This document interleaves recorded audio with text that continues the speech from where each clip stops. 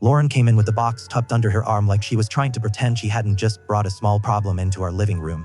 And Emma saw the red hat through the plastic window before she even took her boots off. Because kids have radar for anything that looks like a promise. Please tell me you didn't buy that thing. I glanced at Lauren, then at Emma, and I did the usual parent math where you weigh your spouse's sanity against your kid's joy, and somehow always land on the choice that keeps bedtime peaceful.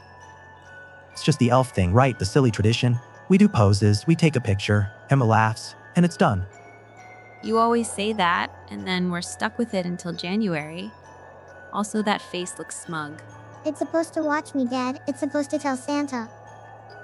Emma said it like she'd been waiting all year to say it, like the words were part of a script she'd heard at daycare and had finally earned the right to perform in our house.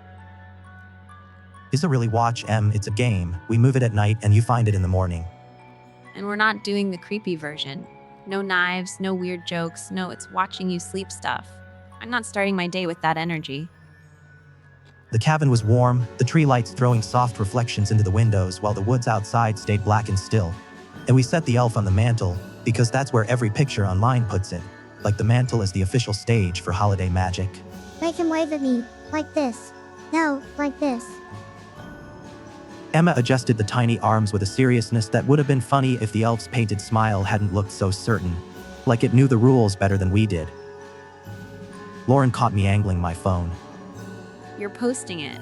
Just for the group chat. My sister, the double friends. It's not like I'm making this a family channel. I'm not worried about your sister, Evan. I'm worried about the internet taking an interest in our living room. I posted one photo anyway because Emma was glowing, and because it felt harmless, and because I still believed that attention was just attention and not a kind of door.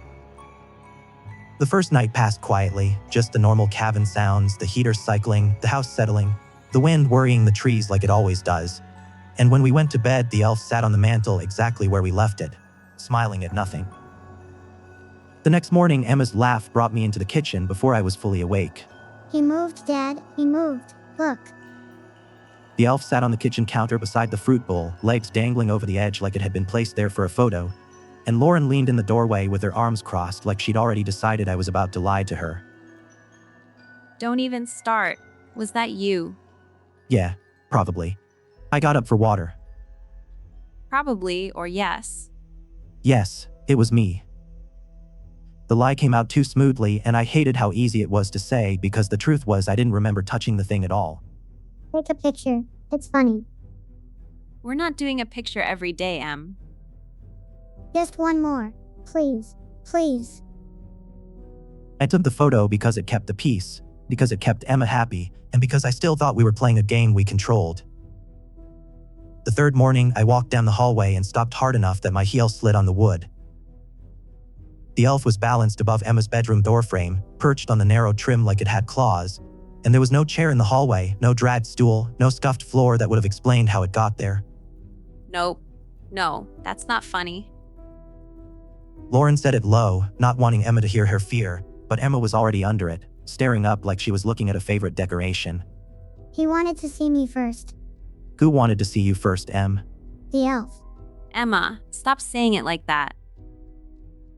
I reached up and took it down with 2 fingers. And the felt was cold enough to sting. Which didn't make sense because the hallway wasn't cold and the doorframe wasn't near a draft. Lauren watched my hand like she expected something to bite. Okay, new rule. It stays in the living room. It doesn't go near her room. Fine. It stays out here. He's supposed to go where he wants. No, sweetheart. In this house, adults decide what goes where. Emma frowned like she'd heard a rule that didn't match the real rule.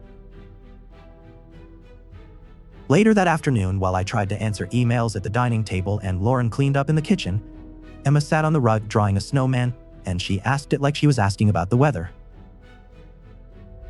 Dad, why does he look at me when it's dark? I felt my shoulders tighten, and I tried to laugh it off because that's what adults do when they don't want a kid to climb into bed with them for the next 2 months. He can't look at you, Em. He's a doll.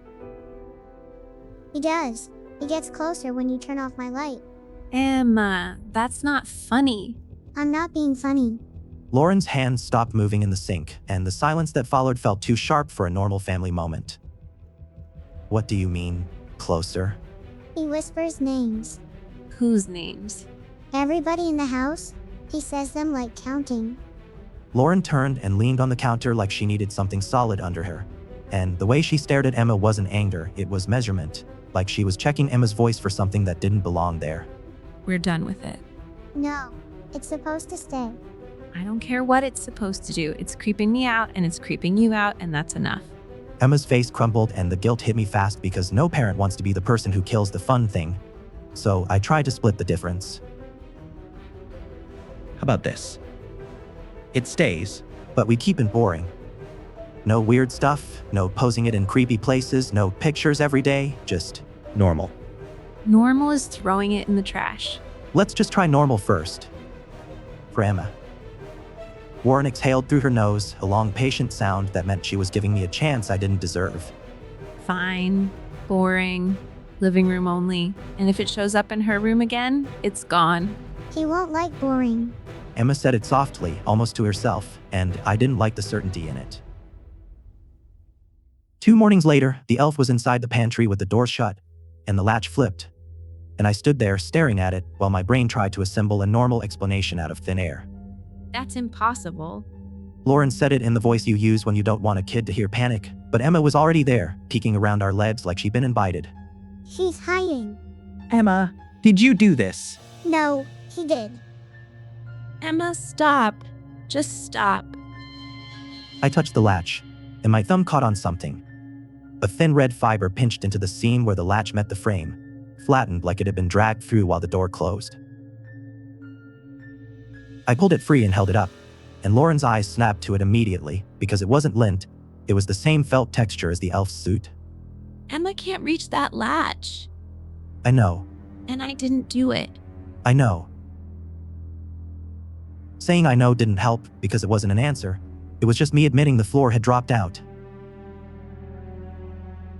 Emma watched the fiber in my fingers like it was proof of something she'd already decided. He goes where he wants. That's the rule. No, it isn't. Lauren's voice was tight, and she didn't look at the elf like refusing eye contact might matter. We didn't post a picture that day, and I noticed Emma watching my phone with a restless focus, like she was waiting for the ritual that made the morning official. Are you not showing him? Showing who? Him. The elf. He likes when you show him. He doesn't like anything, Emma. He does. He said he gets to move when people look. Lauren turned her head slowly toward me, and the look in her eyes said one thing clearly. Do not feed this. That night, Lauren put the elf back on the mantle without touching its face, like the face was the part that mattered, and she said it out loud like she was laying down a boundary for the whole house to hear. Living room only. No bedrooms. That's it. We went to bed with the baby monitor turned up too loud, and I lay there listening to the normal creaks and poks of the cabin, trying to decide whether my fear was real or just a parent's imagination catching on a hook. Around 3:07 a.m., Emma's voice came through the monitor like she was calling from far away. Dad. I sat up so fast my neck tightened. Emma, what is it? He's in here. I was out of bed before Lauren finished speaking, and I hit the hallway with my bare feet slapping the floor, the air colder out there than it should have been, as if the dark carried its own temperature. Emma's door was cracked open, and a thin line of light from her nightlight cut across the floor like a warning. I pushed the door wider and slicked on the overhead light. The elf sat on Emma's dresser beside her nightlight, angled toward her pillow like it had been placed there with intention. Oh my God. Lauren was behind me, one hand braced on the doorframe, and Emma sat upright with blankets pulled in her lap, eyes wet but not surprised. He said you're almost bad. My mouth went dry. What did he say, Em? He said you were bad for looking. Looking at what? At him. At the list. At the rule. The way she said rule made my skin tighten. Because it didn't sound like a kid playing, it sounded like a kid repeating. I grabbed the elf and the felt was cold again, and Lauren flinched like the cold might travel into me. Get it out! Get it out of here! In the morning, I pulled the living room camera footage because the part of me that solves problems for a living refused to accept this without proof, and the clip ran clean until 3:06 a.m., when the image pixelated for a fraction of a second and the sound clipped like the system had hiccuped. The timestamp jumped from 3:06 to 3:09. The elf was gone from the mantle. 2 minutes missing, cut out like someone had lifted them away. Don't post anything. Don't even joke about it. A knot. I mean it, Evan. Not vague posts. Not stories. Nothing. I nodded and I meant it, and I didn't realize I was already bargaining in my head, because part of me still wanted this to be a thing we could control with the right choices. We tried to stop playing the game the normal way by putting the elf in a shoebox and shoving it to the back of the closet behind winter coats. And I told Emma it was done because it was creeping everyone out, trying to keep my voice calm like calm could make this normal. No, you can't hide him. Watch me. Lauren said it like a dare, and for a second she looked less afraid and more furious, which was almost worse because fury can make you do things you can't take back. He'll come back. Emma, listen to me. It's a toy. It doesn't decide anything. It decides when people look. No more elf talk. Shoes on. Breakfast. Normal day. Emma ate her cereal without smiling, eyes drifting toward the living room like she was waiting for something to happen on schedule. That night, I woke to a soft click that didn't belong. The kind of sound you hear when someone eases a latch. And I held my breath and listened, because my brain didn't want to confirm what my body already knew. Another click. Quieter. Like careful fingers. Lauren was awake too, sitting up with her eyes fixed on the dark hallway. You heard it. Yeah, Don't go out there. I have to. I stepped into the living room and turned on the lamp, and the elf's original box sat upright on the rug in front of the fireplace, facing the couch like it had been placed there for an audience. The box was dirtier than it had been. Corners bent. One flat smeared with a dark stain that looked like soot. No. No. That's not okay. Lauren's voice came out thin, but she didn't step closer. I opened the closet. Shoebox lid was off. The tissue paper was torn. Something had climbed out and then closed the closet again behind it. Emma padded into the hallway, rubbing her eyes like it was a normal midnight moment. He came back because you were mean. Go back to bed. He says you have to do it right. Do what right, Em? Show him. Take pictures. Put him where he wants. No. We're done. We're done. We're done. We're done. Lauren's voice cracked on the last word, and I could hear the strain of her trying to keep Emma calm while her own fear climbed higher. The next day, Lauren packed a bag for Emma and said we were going to her mom's for a few days. And she said it like a simple plan, but the tightness around her eyes said she was running on pure adrenaline. We need to get her out of here. We can all go. And if it follows, if it shows up in her room there, and if my mom sees it, Evan, I don't even know what we're dealing with. I don't either. I hated saying that because dads are supposed to know, but it was the only honest sentence I had.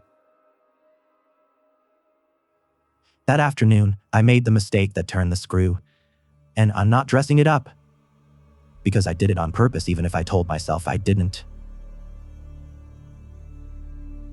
I posted a short clip of our tree lights with a vague caption about December being weird, because a part of me wanted reassurance, wanted someone to laugh and tell me I was overreacting, wanted the world outside the cabin to feel close again. Comments came in fast, laughing emojis, people asking to see the elf, people tagging friends who loved holiday horror. Emma watched the phone screen like she was watching a scoreboard. He likes that. Emma, stop. Evan, delete it. It's already up. and take it down. I did, but it didn't matter, because the attention had already happened, and it felt like the house noticed. That night, the elf moved in a way that wasn't a joke pose. It was sabotage. It sat on the smoke detector in the hallway, balanced on the edge like it had climbed up there, and the little blinking light on the detector was dark. No, absolutely not. Lauren popped the detector open with shaking fingers. The battery compartment was empty. We tore through drawers, junk boxes, the trash, anywhere a battery could end up, and it was gone. And when I looked back at the elf, I saw a slight bulge at the cuff of one mitten, like something small had been tucked inside. Don't touch it. I won't. Around midnight, Emma came into our room and stood beside the bed, eyes open but unfocused, like she was looking through me instead of at me. Dad, he says you have to keep going. Emma, get back in bed right now. He says if you don't show him, he'll show you. Lauren's breath caught. And she reached for Emma's shoulders like she could pull her back into herself. I walked Emma back to her room, and the elf was no longer on the smoke detector. It sat on Emma's dresser again, closer to the edge than before, angled toward her pillow like it had a preferred view. In the kitchen, Lauren stood with her phone in her hand, screen glowing, and I could see the tremor in her fingers. Someone messaged me. The account had no profile picture and no name, and the message was one sentence that made my stomach drop. Keep the game going. Under it was a photo of our living room from an angle none of our cameras used, as if someone had been standing in the hallway watching into the room, and the elf was in the frame like it had posed for the shot. That's inside our house. It can't be. It is. That's our rug. That's our tree. Evan, that's our hallway. I pulled up our camera clips and found nothing. No motion alerts, no recorded person, but the photo was clean and recent and wrong in the way that makes your body start preparing to run. We end it tonight. Okay. Tell me how. We don't throw it away. We don't hide it. We don't donate it. We destroy it. And if it comes back after that, we pack a bag and we go, and I don't care where. I nodded, because she was right, and because I couldn't stand the idea of Emma learning that this thing gets to make rules in our home. We bagged the elf like it was contaminated. Thick trash bag twisted tight and taped until it looked ridiculous, and we carried it outside into air so cold it felt sharp in my lungs. 'Cause I wanted distance, wanted outdoors, I wanted the woods to swallow the whole problem. Lauren made me put the trash can inside the little shed by the drive, and then she made me latch it and put a padlock through the hasp, and she watched every movement like she was memorizing evidence. If it comes back in this house, I'm taking Emma and leaving, and I'm not debating it. Okay. I didn't argue, because arguing would have been a lie. Around 2:40 a.m., the living room camera chirped once, that soft little polite sound it makes when it records, and Lauren sat up beside me like she'd been pulled by a string. Don't. I walked into the living room and turned on the lamp, and for a split second I thought we'd won, because the mantel was empty and the room looked normal. Then I looked down. The elf's original box sat upright on the rug in front of the fireplace, facing the couch like it had been placed there for an audience. The box was dirtier than before, corners bent, one flap stained with a dark smear that looked like soot, and I felt my stomach turn because the shed was locked, the can was locked, and none of that mattered. No. My phone buzzed and the blank account sent another message like it had been waiting. It's rude to stop. Morning came and we moved like we were underwater, packing bags, checking locks, trying to pretend we still had choices, and the elf sat on the kitchen counter where we could see it because Lauren refused to let it out of sight. He doesn't want us to leave. Don't talk about it. I'm not talking about it. I'm telling you. Lauren turned to me, eyes red. We're not leaving yet. Lauren? You said we were going.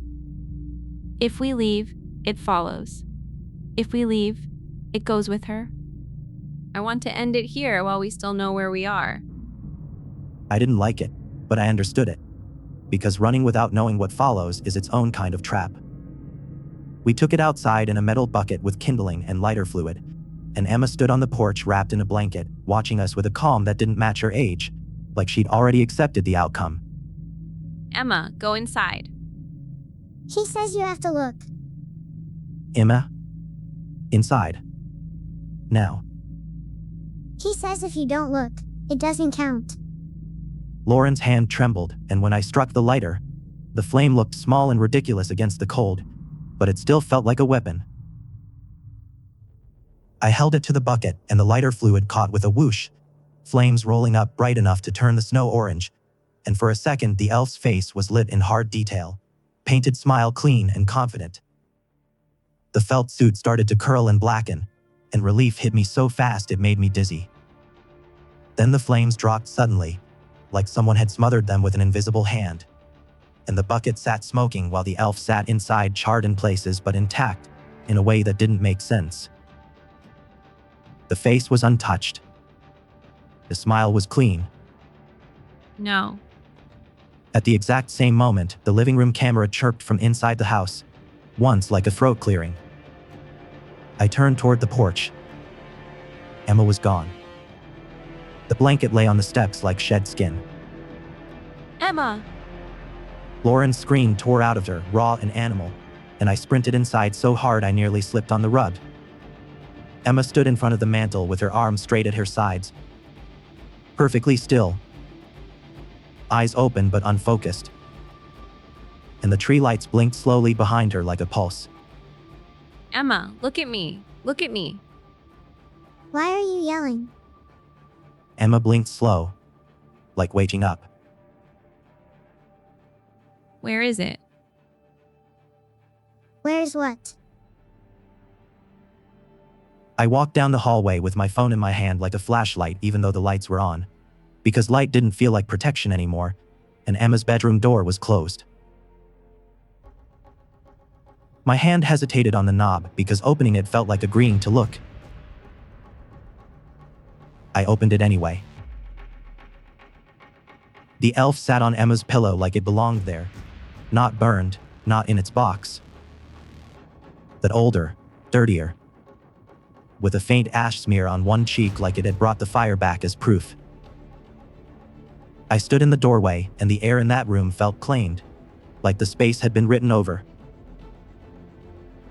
The elf's head turned slowly and smoothly, not jerking, not skipping, turning like it wanted me to understand it could move however it chose. My phone camera opened on its own, focus locking on the elf's face, exposure adjusting like it had been waiting for this exact shot, and my thumb didn't press anything, but the phone took a picture anyway. The shutter sound was too loud. Then my screen went black. Not dead, not off. Black like the camera had been blinded. Emma is not sleeping in there. Lauren's voice came from behind me, broken and furious, and she pulled Emma back into our bedroom and locked the door, the click of the lock sounding like the smallest, saddest defense. I went back to the living room and pulled up the camera clips, because I couldn't stop myself. Because proof is a drug when you're desperate. The living room clip showed Emma standing still, and then her bedroom door eased open with careful fingers that weren't there, and a small red shape clung upside down to the top of the doorframe, like it had hooks instead of hands. It moved down in stop-motion jerks, dropped to the floor without a sound, and crawled toward Emma's feet. And when it reached her, the camera glitched, and the timestamp jumped. And when the image stabilized, Emma was gone from the living room. The hallway camera clip was clean, and that was the part that made me feel sick. Emma walked out of our bedroom with that blank sleepwalking posture, went down the hall and out of frame, then came back holding the elf against her chest like a baby, face still blank, steps steady, carried it into her room, placed it carefully on her pillow, then walked back and climbed into bed. The camera didn't glitch because the elf never looked at it. It kept its painted face pressed into Emma's shoulder like it understood exactly when being seen mattered. That's not my baby. Lauren whispered it through the bedroom door, and I didn't correct her because I didn't have words that didn't sound insane. My phone buzzed again. Another message from the blank account. One frame. The attached image was a still from the moment the elf crawled to Emma's feet, and it was sharp in a way our cameras weren't, like it had been captured closer, like it had been taken from inside the room. The painted smile was centered, and the seam at the mouth was split just enough to show what was underneath. Not stuffing. Not plastic. Pale, stretched skin, and behind it, small teeth. Child teeth. I stared until my eyes burned because the image didn't just horrify me, it explained everything. The missing minutes. The camera glitches when it looks straight into the lens. The way Emma moved like she was on a script. It didn't have to walk across the house like a toy on its own. Need to borrow my daughter. From down the hallway, I heard Emma whisper, soft and satisfied, like she was reporting a completed chore. I did it right. I didn't move because my body finally understood the shape of the trap. This thing didn't want to kill us. It wanted the routine. It wanted to be placed back exactly where it belonged every time, without fail, and it had already taught my daughter how to do it quietly, perfectly, and in a way that wouldn't leave evidence. The living room camera chirped once more, and when I looked at the tablet, the live feed was up. Mantle centered, tree lights blinking, and the elf's face rose slowly into view from the bottom edge of the frame like it was climbing up from the floor. It stopped dead center and stared into the lens. And the feed froze. The timestamp began to jump forward in rapid skipping bursts, like the system was trying to outrun what it was seeing. In the tiny gap of its mouth seam, just before the screen went black, I saw that flash of pale skin again, and the certainty hit me like a physical blow. I could lock every door in the cabin. I could throw it into fire until the bucket melted. I could bury it in concrete at the edge of the woods. None of that would matter if Emma kept getting up in the night, half asleep, and placing it back on her pillow like that was the rule that kept the world stable. And the worst part was the thought that followed. The thought I couldn't swallow back down. Someday she'd stop being 5. Someday she'd be old enough to remember doing it. Someday she'd wake up holding it and understand what she'd been used for, and by then the routine would be so deep in her that it wouldn't feel like a choice. Hey, you made it back to the cabin. That already puts you ahead of most people. If this one got under your skin, hit like so I know what kind of thing to drag out of the dark next time.